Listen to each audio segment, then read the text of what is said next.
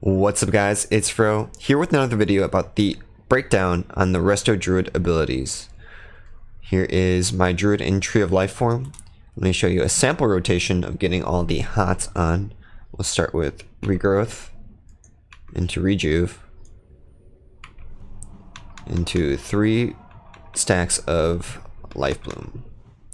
This will be your basic opening rotation for a lot of fights. Stack on as many hots as you can before the fight. If threat is an issue, or on trash mobs with multiple pulls, you don't necessarily want to throw on all of the hots beforehand, but if you do, if you know your tank is going to take large chunk damage, you can go ahead and throw on all your hots like that. Let's go over the spells real quick. Regrowth is your single target heal. It heals a moderate amount on the front end and then a decent amount with a hot over time.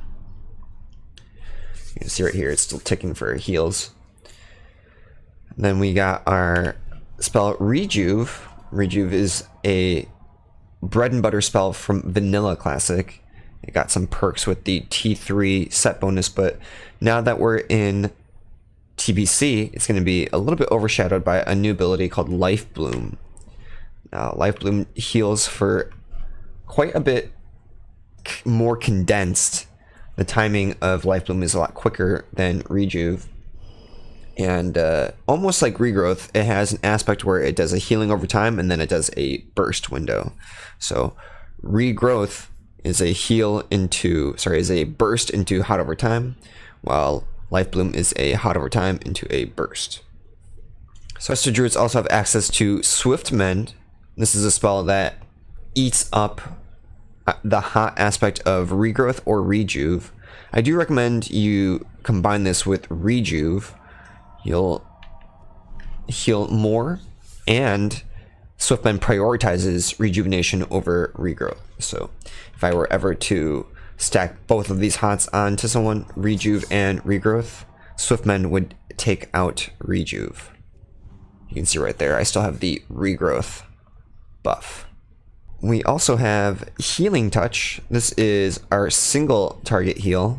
This single target heal breaks out of Tree of Life form. I don't recommend using Healing Touch too much as a Restoration Druid. It is your biggest burst / nuke heal, so you can use this in combination with Nature Swiftness. So you go ahead and cast Nature Swiftness and instant heal, and cast instant healing yourself, and then you swap right back to Tree of Life. A nice emergency heal, Nature Swiftness plus Healing Touch. Druids also get Tranquility. This is an amazing heal for party members only, not raid-wide. Party members here will receive healing in an AoE fashion.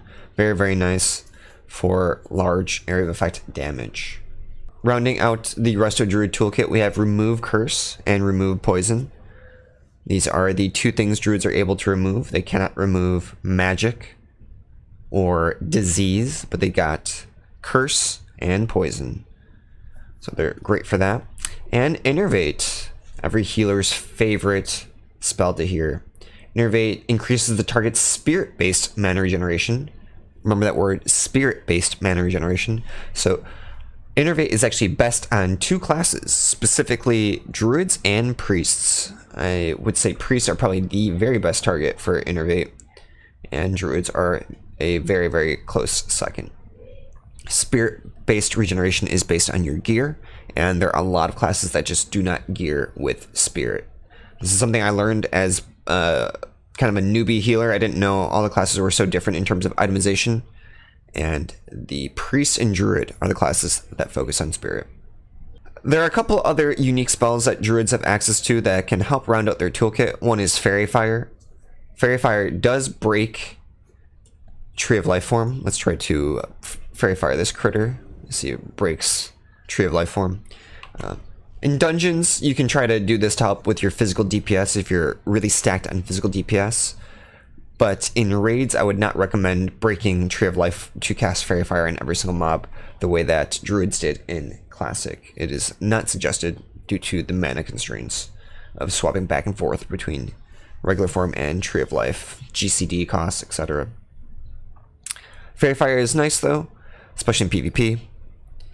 We also have Entangling Roots and Hibernate, some nice crowd control based on the area or the environment, based on the mobs. You can only hibernate Dragonkin and Beasts, and Entangling Roots only works outside.